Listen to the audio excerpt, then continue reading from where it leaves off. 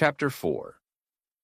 When everyone in the Tang family heard Ye Chen's declaration, they immediately grew furious. Su Muyue actually got goosebumps and nearly choked on her breakfast. Especially that look Ye Chen gave her. Greasy, human oil. One last time, will you leave or not? Su Muyue said through clenched teeth. If you don't leave, I won't either, Ye Chen said firmly. His voice was unwavering. As the Dragon King, his possessiveness was absolute. He would never let his woman fall into the fire pit that was the Tang family. Damn it, I can't stand this anymore. He Jin, the Tang family's head of security, had finally lost it. His fists clenched. He was ready to charge until Tang Yu quickly stepped in and held him back. Captain He, don't be impulsive. Today's my grandfather's birthday. Blood on the floor would ruin the vibe. Young master, relax. I won't kill him. He Jin growled, eyes red. I'm more worried you'll be the one killed, Tang Yu whispered. That kid's a monster, He Jin froze, then looked deeply moved. Young master, thank you. I've been loyal to the Tang family for years. I won't stand by and let some punk insult us, especially on the old master's big day. Dumbass, you die and I'm next. This psycho won't stop at one body. What's wrong with everyone today? Why does everyone want to provoke him? Tang Yu was already sweating. Why was being a villain this hard? Over in the Su family's corner, they were fuming too. One of their own bodyguards had gone completely rogue, embarrassing them in front of everyone. Furious, Su Chongshan marched forward and shoved Ye Chen hard. But Ye Chen didn't budge.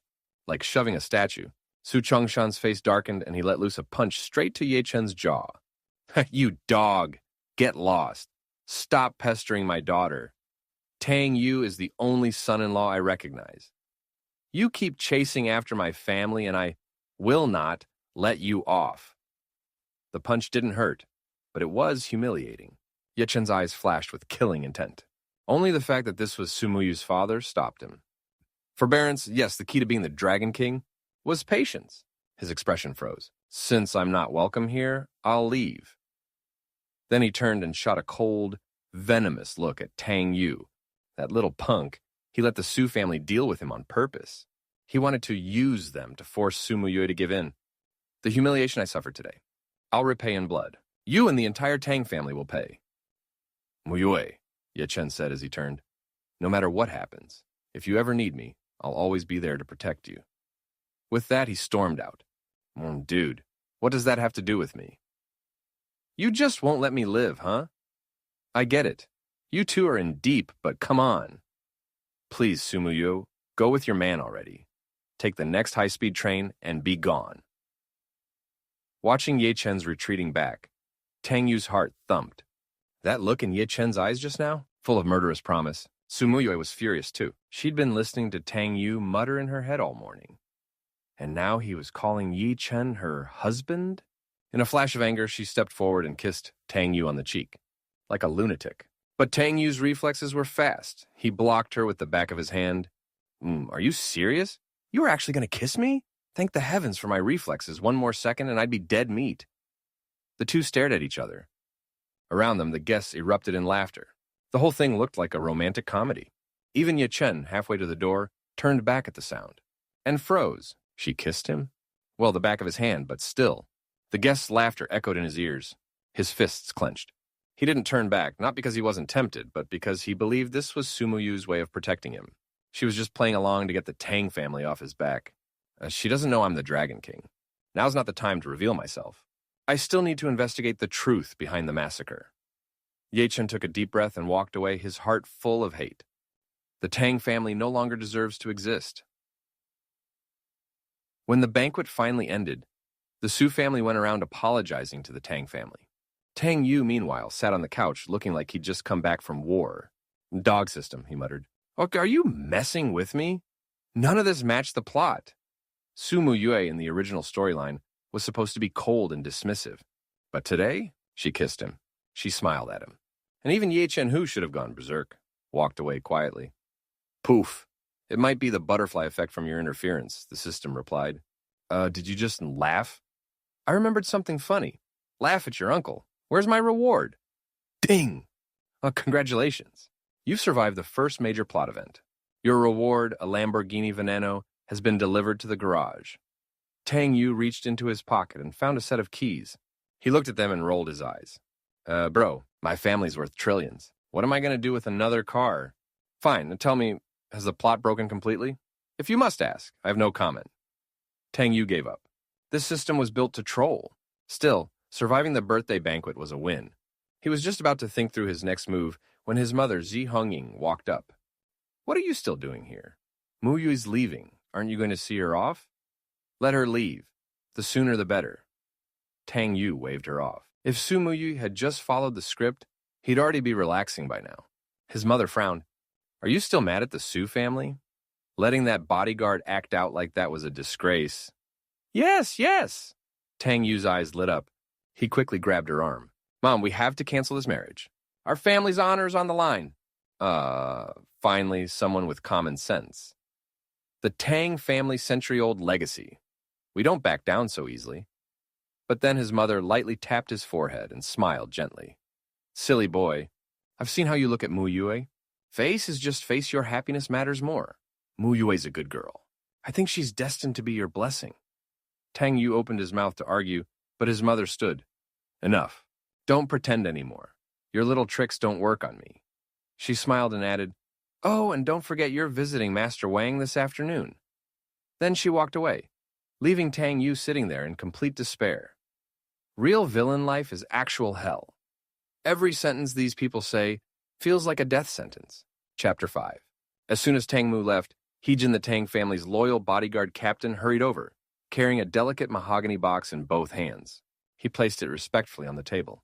Tang Xiao, Madam asked me to bring this for you. She said it's a gift for old Master Wang. Got it. Thanks for the trouble. Tang Yu nodded. The old Master Wang, his mother mentioned just now, referred to the patriarch of the Wang family. One of the four great families of Suzhou and Hangzhou. The four major families were ranked. Tang family at the top, Wang family second, Qin family third, Su family dead last. The Wang and Tang families were old family friends. Tang Yu had known old Master Wang since he was a kid. Some time ago, the old man suffered a cerebral hemorrhage and had since been recovering at home. Suddenly, Tang Yu's eyes lit up.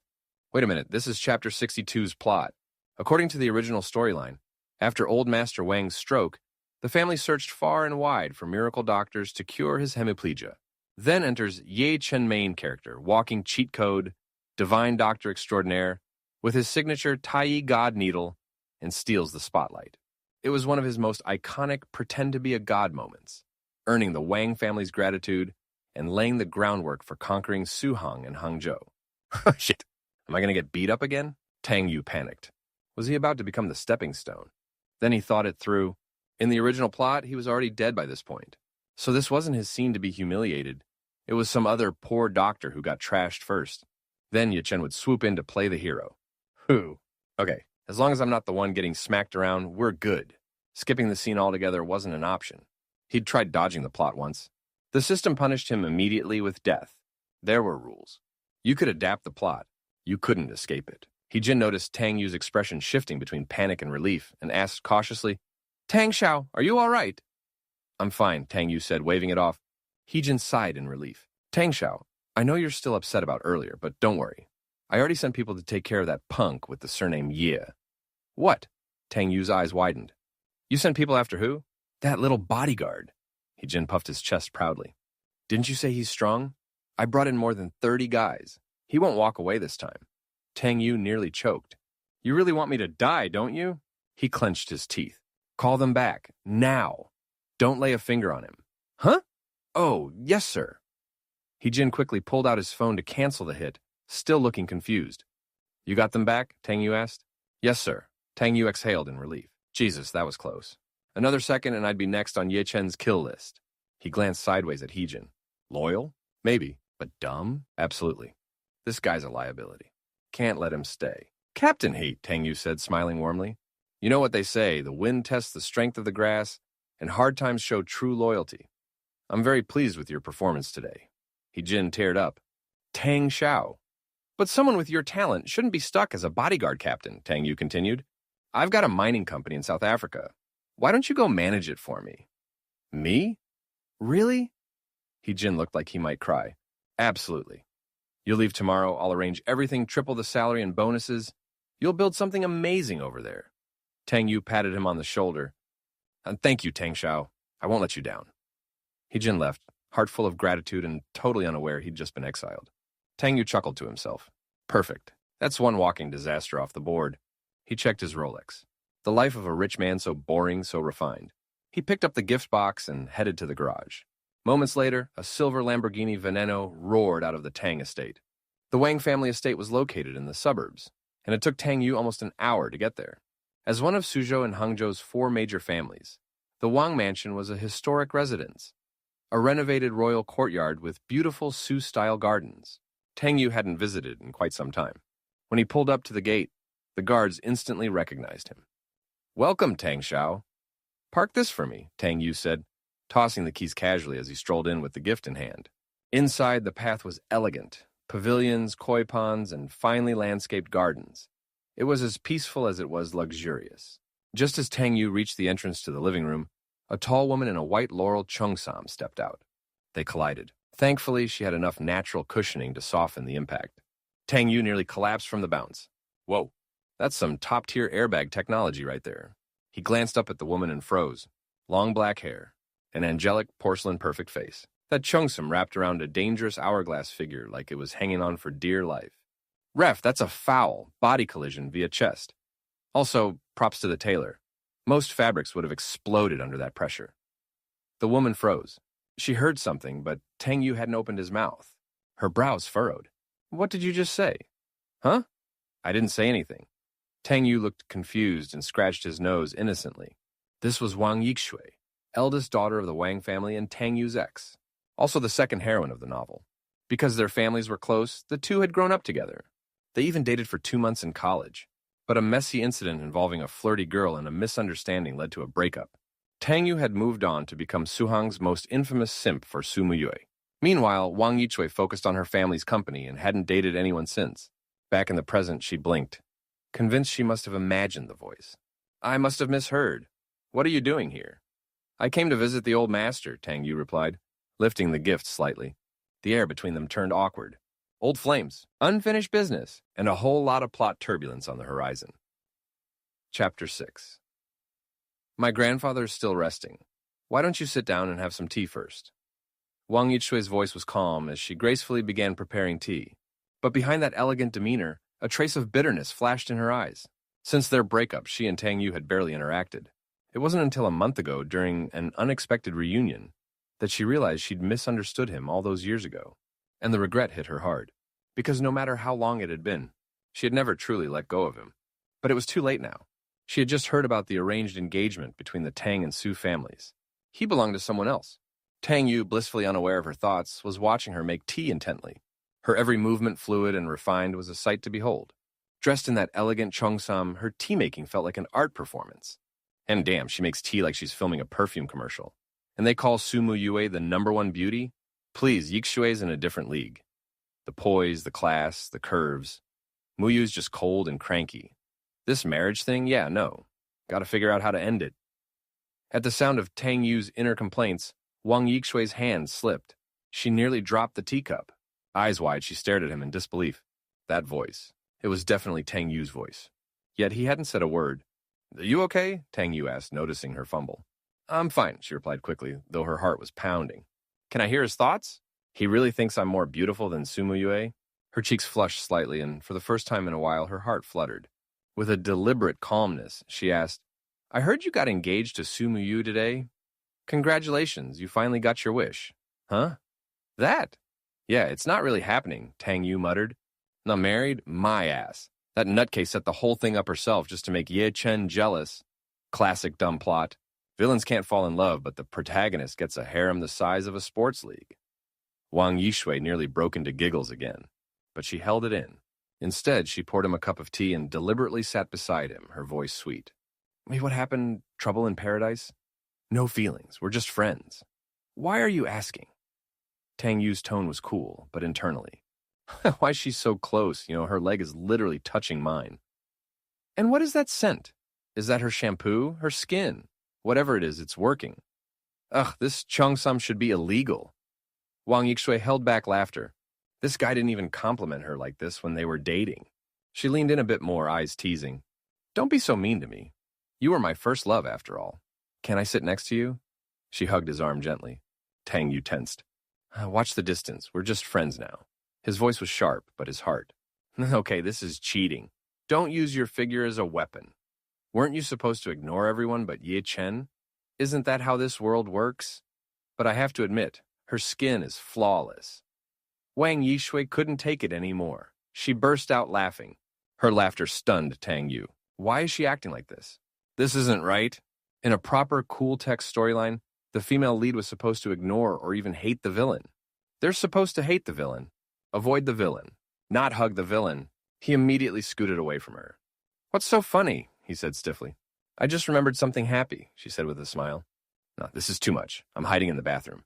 Just as Tang Yu was about to stand up and flee, Wang Yixue stood first. She took 2 steps, then yelped and collapsed to the floor. Classic Shuangwen flatfall. Nailed it. Tang Yu blinked in disbelief. Wang Yixue clutched her ankle with a pitiful expression. "Ouch, it hurts. Aren't you going to help me up?" Tang Yu wanted to say no. He wanted to walk away. But then again, what if he pissed her off? What if she held a grudge and ran straight into Ye Chen's arms while dragging Tang Yu's name through the mud? No, villains couldn't afford bad press. So, with a resigned sigh, he walked over and offered her his hand. As she stood up, she fell again right into his arms.